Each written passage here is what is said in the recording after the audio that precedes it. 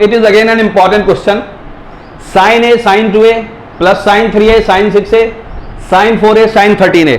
Sign sine के product दे रखे हैं दो अलग अलग एंगल्स के, सेम प्रोडक्ट लेकिन साइन और कॉस के नीचे दे रखे हैं सेम एंगल के, sin A cos 2A, sin 3A cos 6A, sin 4A cos 13A. इन सबका सम और फिर इनका आपके रेशियो की वैल्यू कैलकुलेट करनी है. साइन tan 9A शायद इसका आंसर आता है, और किसी किसी जगह पर इसको प्रूफ करवाया गया है कि प्रूव करिए tan 9A के बराबर है. बात समझ में आती है? तो बच्चों यहां पर हमें तीन अगर फॉर्मूले याद हैं तो हम इसको खट से कर देंगे. देखिए ऊपर का जो न्यूमरेटर है वो साइन साइन साइन साइन है, ठीक है. किस में कन्वर्ट हो जाएगा? ये cos A plus B cos A minus B में कन्वर्ट होने वाला है ना. नीचे साइन और cos है, ये किस में कन्वर्ट होने वाला है? साइन A प्लस बी और साइन A माइनस बी में कन्वर्ट होने वाला है. क्योंकि सिर्फ A लिखा हुआ है तो मैं P और Q दो अलग एंगल लेकर फॉर्मूला लिख देता हूं पहले, उसके बाद हम सॉल्व करेंगे न्यूमरेटर और डिनोमिनेटर को. सपोज करिए यहां पर लिखा हुआ है साइन P साइन Q, है ना. साइन P साइन Q लिखा हुआ है. इसको हम कैसे लिखेंगे बच्चों? क्योंकि साइन साइन है तो यहां पर आ जाएगा cos P minus Q minus cos P plus Q. ये मैं कहां लगाने वाला हूं? ये फॉर्मूला लगाने वाला हूं मैं न्यूमरेटर के अंदर, जो न्यूमरेटर है इसका. यहां क्या लिखा हुआ है? साइन A cos 2A, तो इसको मैं लिखता हूं 2 sine P cos Q. Sine और cos जब होता है तो साइन A प्लस बी और साइन A माइनस बी का ही चक्कर चलता है सिर्फ. ओके, क्या हो जाता है? Sine P plus Q plus, है ना, इसमें प्लस आता है, और यहां पर आएगा साइन P माइनस Q. इसको बच्चों मैं कहां लगाऊंगा? इसको सिर्फ और सिर्फ मैं डिनोमिनेटर के अंदर लगाऊंगा. ओके, लो अब हम न्यूमरेटर को लिखते हैं कि न्यूमरेटर किसके बराबर हो जाएगा. ठीक है, न्यूमरेटर को सिर्फ लिखते हैं, फिर डिनोमिनेटर को निकालेंगे. न्यूमरेटर के अंदर मैं ये पहला वाला फॉर्मूला लगा दूं तो यहां पर मुझे क्या मिलेगा? ध्यान से देखिए, यहां मिलेगा मुझे cos P minus Q A minus 2A, minus लगेगा cos A प्लस 2A. पहली बात खत्म. अब इसमें लगाऊंगा मैं, क्या मिलेगा मुझे? cos plus cos 3A plus 6A. फिर क्या लिखूंगा? माइनस लिखूंगा, सॉरी यहां पर माइनस लगना था, ठीक है. 3A minus cos 6A. अब फिर क्या लिखूंगा? cos 3A plus 6A. दूसरी वाली बात खत्म हो गई. अब तीसरी वाली बात लिखूंगा plus cos 4A minus 13A minus cos 4A plus 13A. क्या बात समझ में आती है? ये किसके बराबर हो जाएगा बच्चों? ये हो जाएगा cos minus A minus cos A plus 2A is 3A plus cos किसके बराबर हो जाएगा? cos minus 3A minus cos 9A plus cos minus 9A minus cos 17A. क्या बात समझ में आती है? जहां जहां माइनस लगे हुए थे वहां हमने ब्रैकेट लगा दिया. हमने क्या सीखा है? हमने सीखा है ये माइनस जब भी लगा हुआ होता है, ये लगा हुआ हो तो और ना लगा हुआ हो तो ये किसके बराबर हो जाएगा? cos minus. हमने क्या सीख रखा है बच्चों? cos minus theta is equal to cos theta के बराबर होता है. ये हर जगह लगना है, ये बात याद रखिए, है ना. और साइन में माइनस बार फेंक देता है. ये किसके बराबर हो जाएगा? cos A minus cos 3A plus ये किसके बराबर हो जाएगा? cos 3A. ये किसके बराबर? Minus cos 9A. ये माइनस P जाएगा plus cos 9A minus cos 17A. हाँ भाई, कुछ कट पिट रहा है? cos 3A माइनस का है, cos 3A प्लस का है, ये कट जाएगा. cos 9A कट जाएगा, माइनस cos 9A कट जाएगा. क्या बचेगा? cos A. हमारे पास क्या बचा न्यूमरेटर के नाम पर? Cos A minus cos 17a, ये बचा है न्यूमरेटर हमारे पास। क्या बात समझ में आती है? Now let us talk about denominator. Denominator किसके बराबर है? डिनोमिनेटर। अब डिनोमिनेटर कैलकुलेट कर लेते हैं। डिनोमिनेटर के अंदर कौन सा फार्मूला लगना है? डिनोमिनेटर के अंदर ये वाला फार्मूला लगना है, क्योंकि साइन साइन दे रखा है, साइन ए प्लस बी। तो मैं अब डायरेक्ट लिख दूं, कोई परेशानी तो नहीं। Sine P plus sine Q ये लिखना है, तो मैं डायरेक्ट लिख दूं साइन 3a। आई होप कि आप समझ पाएंगे। क्या बात समझ में आती है? फिर क्या लिख दूं?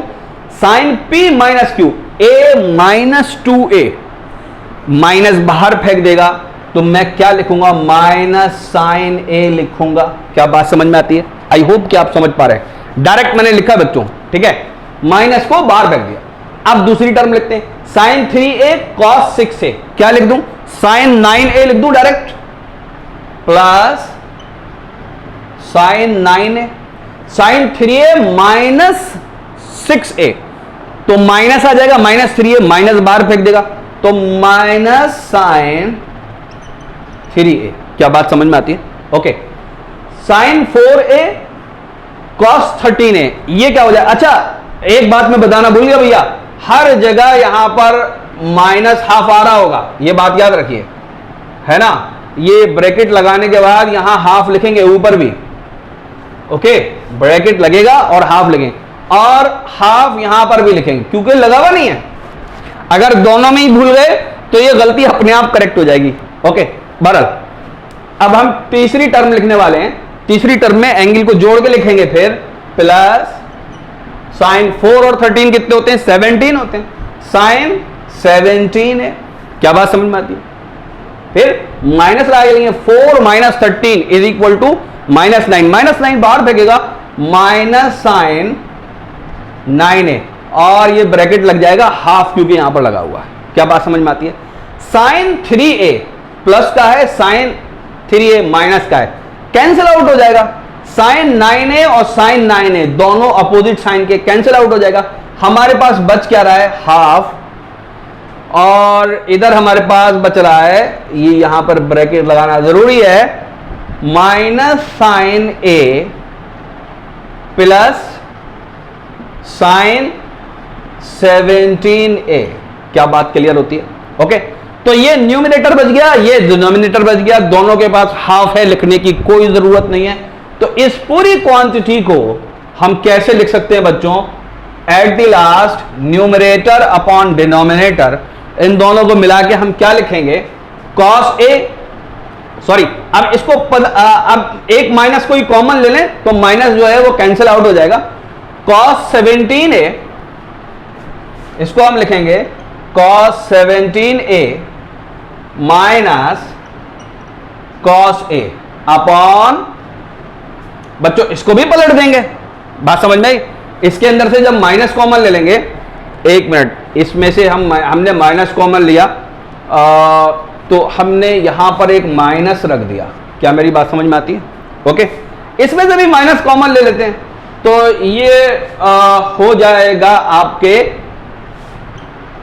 साइन ए माइनस साइन 17a।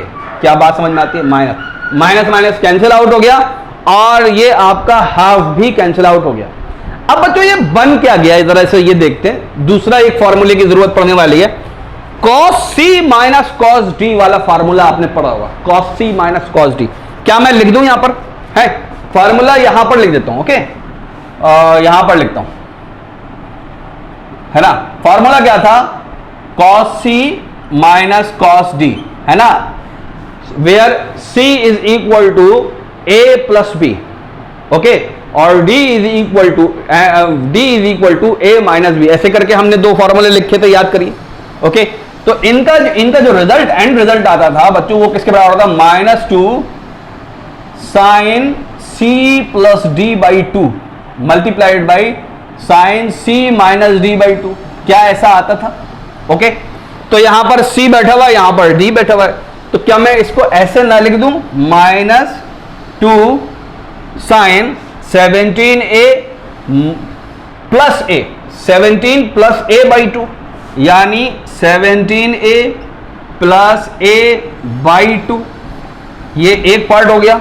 दूसरा पार्ट क्या लिखा जाएगा, sine c minus D, sine c minus D, यानी 17a माइनस a, साइन दोनों जगह साइन लगेगा, ये बात याद रखिएगा, sine 17a minus a whole divided by 2। तो ये तो न्यूमरेटर का मसला खत्म हो गया। क्या मेरी बात समझ में आती है? Let me have another pen.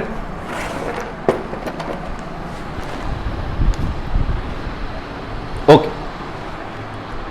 बच्चों, जो दूसरा फॉर्मूला है, दूसरा जो पार्ट है, ये क्या है, sine c minus sine D. इसको हम कैसे लिखते थे, याद रखिए, sine c minus sine D, इसको हम लिखते थे 2 cos c plus D by 2 into sine c minus D by 2, ऐसे ही लिखते थे।